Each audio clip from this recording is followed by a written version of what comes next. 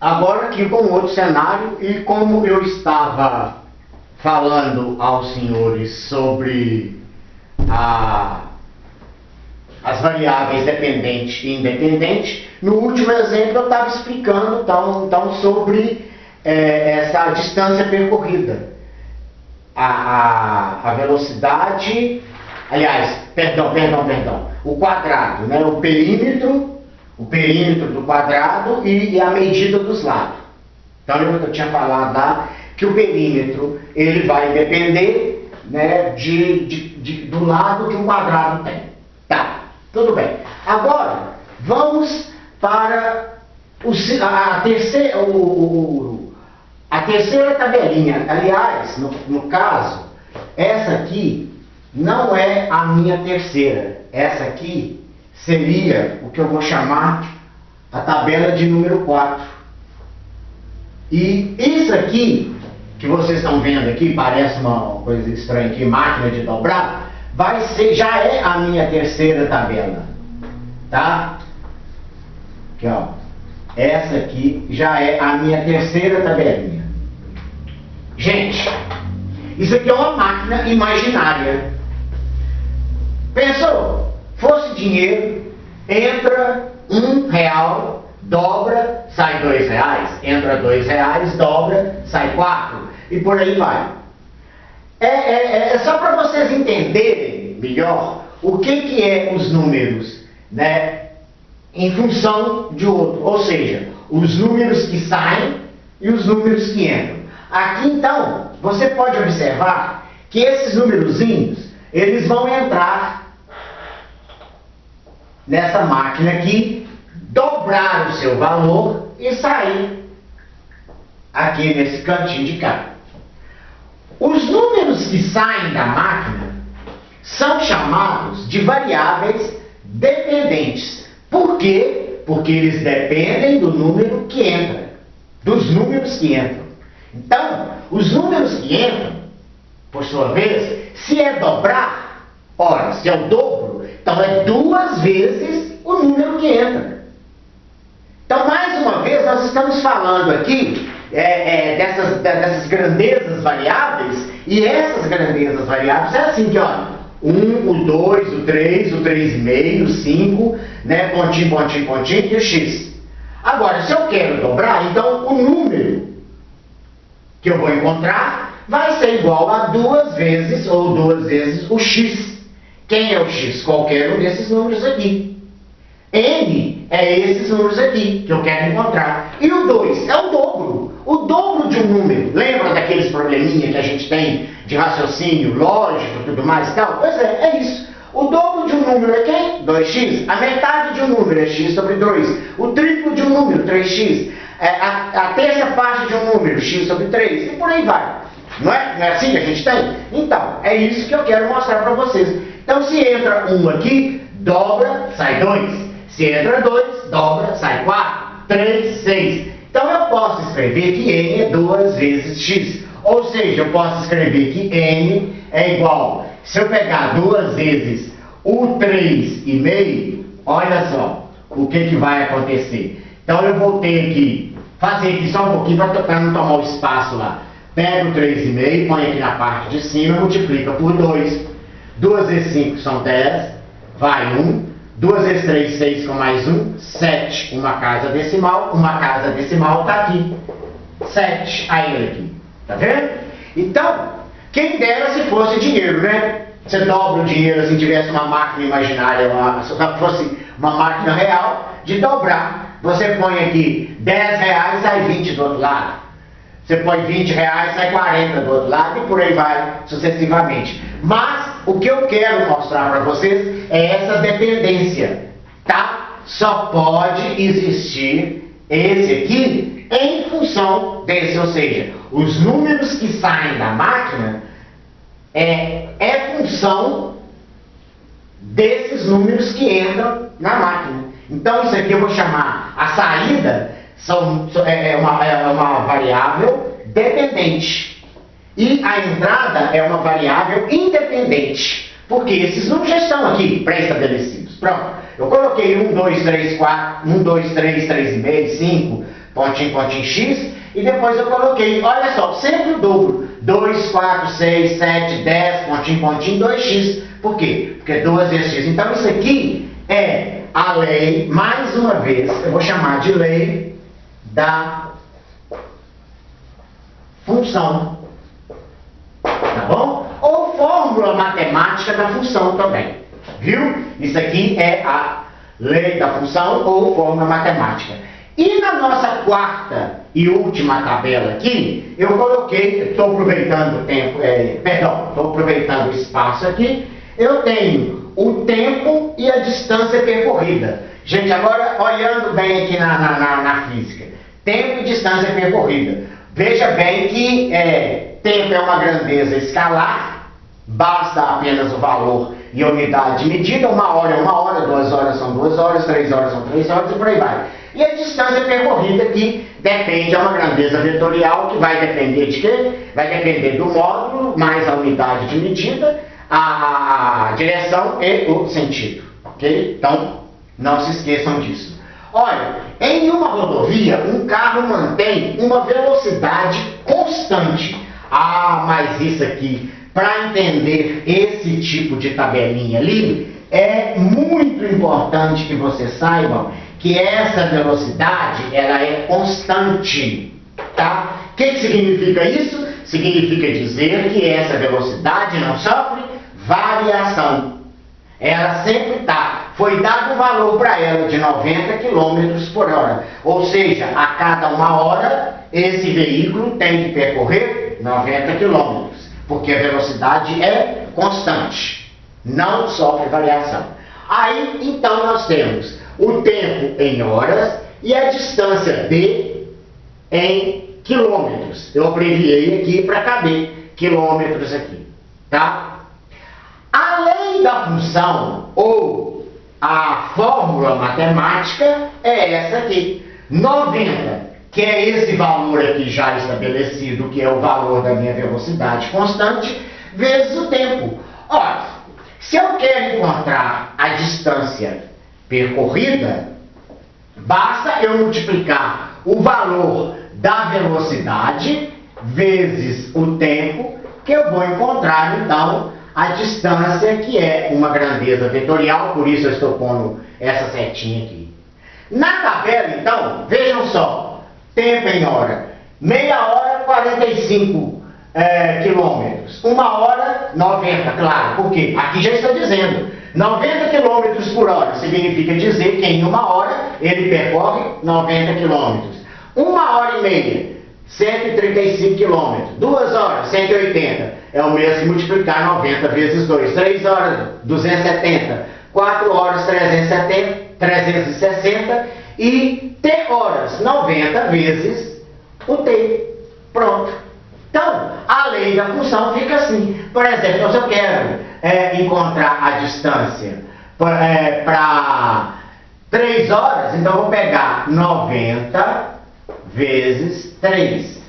Aí a minha distância que eu vou percorrer vai ser, olha aqui, 3 vezes nada é nada, 3 vezes 9, 27. 27 o quê? Quilômetros. Está aí o resultado. 270, quer dizer, né, 23 vezes 9 é 27, mas o zerinho aqui, 270, dá 270 quilômetros. Em 3 horas, o veículo percorreu 270 quilômetros. Então, isso aqui também é chamado de lei da função, ou também pode ser chamado de fórmula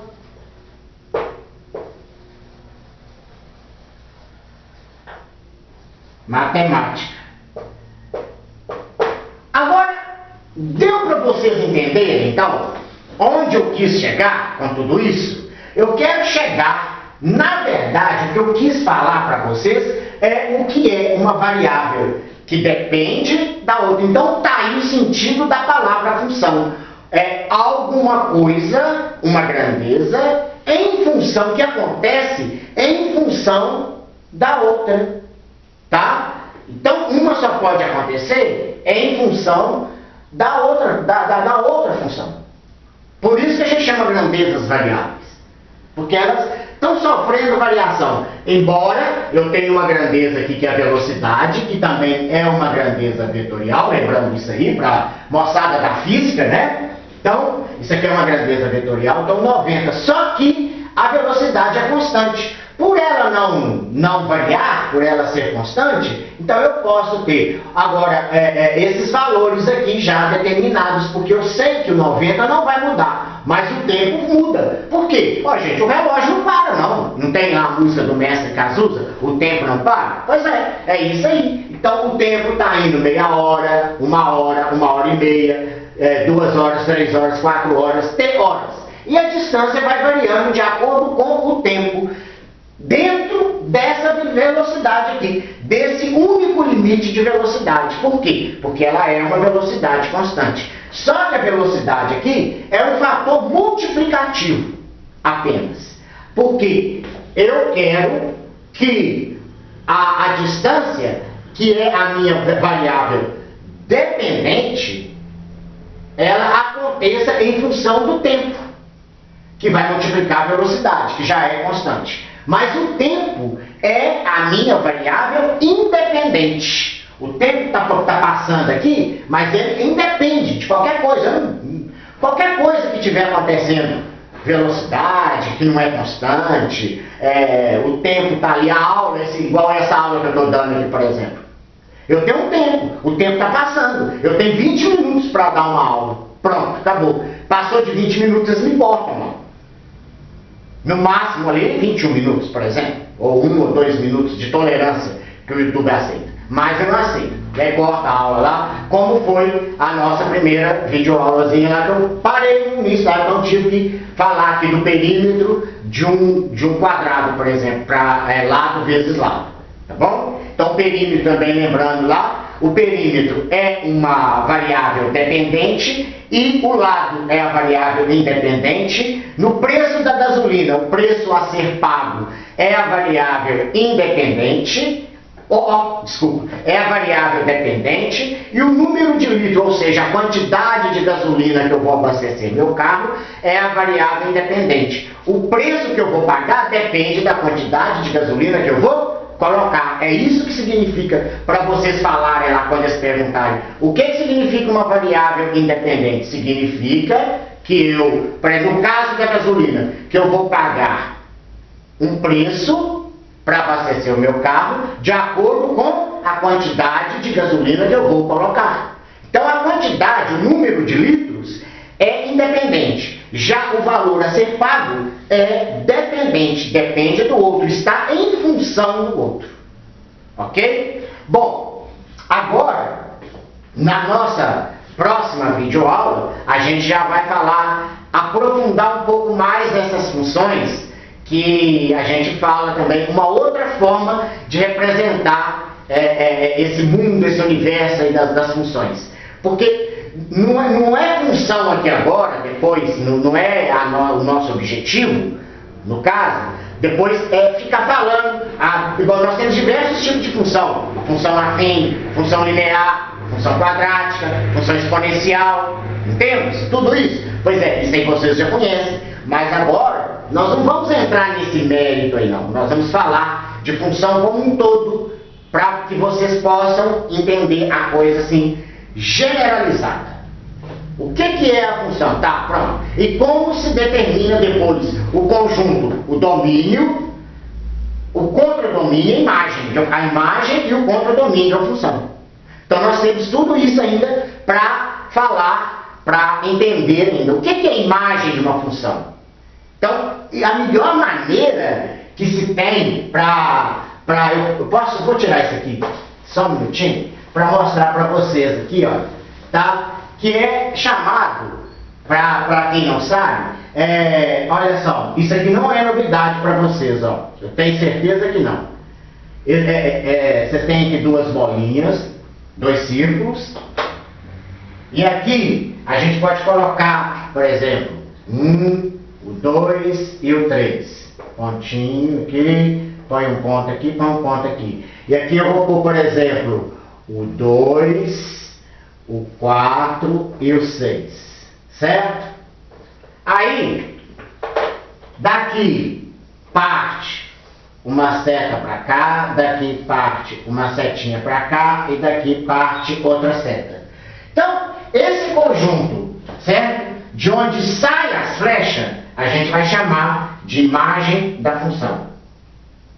Perdão, o domínio da função.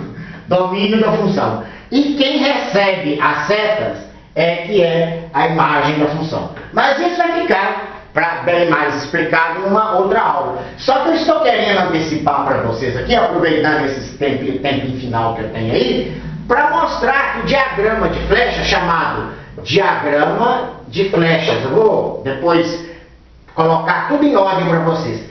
Para que isso aqui seja uma função, observe que esse conjunto A aqui, olha, que é o domínio da função, e esse aqui eu vou chamar de B, dele, igual aqui tem 3 elementos, só pode sair essas 3 flechas. E não pode ficar nenhum elemento sem sair uma flecha dele. Todos têm que ter uma flecha, uma e somente uma. Se eu fizer isso aqui, olha, tá vendo? Do 1 partiu 2 flechas, por exemplo, 2 flechas. Então saiu um até 2 e um até 4. Deixa de ser uma função, porque não pode sair. Então quer dizer que esse conjunto aqui é que vai estabelecer se o diagrama de flechas está ou não representando uma função. Viu? Então isso aqui, você tem que se atentar a isso, porque senão você dança. Outro detalhe também importante aqui, é que também não pode ficar nenhum númerozinho sem sair nada. Peraí, mas por quê? Porque não pode. Pode assim, olha só. Nesse caso, esse aqui pode ficar sem chegar. Esse aqui não interessa para determinar se isso aqui representa uma função ou não. Esse aqui pode ficar sem receber uma flechinha. Mas esse aqui não pode ficar. Então como é que eu faço? Então quer dizer que eu tenho que ter, por exemplo, vamos supor, além do 6 aqui, eu tenho que ter aqui, por exemplo, um outro elemento aqui, ó. Vamos supor, para dar certo, né? Observe o que eu estou querendo fazer aqui, ó. Vamos pôr o 6 aqui mais para cima um pouco, só para que vocês possam entender. Eu vou pôr o 7 aqui, ó. Tá? Agora, como estava antes, aí. Tá vendo? Pronto. O conjunto A tem todas as flechas saindo dele. E o conjunto B também está recebendo, que recebe as flechas, mas tem o 7 que está sozinho. Isso deixa de ser uma função? Não, não deixa de ser uma função. A função continua, por quê? Porque do conjunto A sai, de todos os elementos do conjunto A, sai uma e somente uma seta, flecha. Uma e somente uma. Então essa é a regra básica para que você possa identificar se esse diagrama está representando ou não uma função. Tá vendo? Não me interessa se essa função é uma função afim, uma função quadrática, uma função linear, uma função exponencial, uma função logarítmica, não importa. Importa é se é ou não função. O que está sendo levado em jogo aqui, em questão aqui, é o fato de ser ou não função. Primeiro nós analisamos o que é dependência e o que é independência das grandezas, das variáveis. Variável dependente, variável independente. E agora nós estamos analisando aí o fato de ser ou não função. Isso então é muito importante. Você tem que ter em mente isso aqui, ó, tá? Do conjunto A, que é o domínio, está saindo de cada elemento 1, 2 e 3, uma única e somente uma flecha. Com representação aqui em B. Só que B não interessa se vai ter outros elementos sobrando aqui não. Desde que não saia 2 flechas para cá e não fique nenhuma sem também sair aqui, ele é considerado uma função. Isso aqui representa uma função, ok? Não pode esquecer disso. Mas eu vou voltando aqui, lembrando para todo mundo, que nós vamos ver outros exemplos mais detalhados, com enunciado bonitinho, mostrando para você, tá?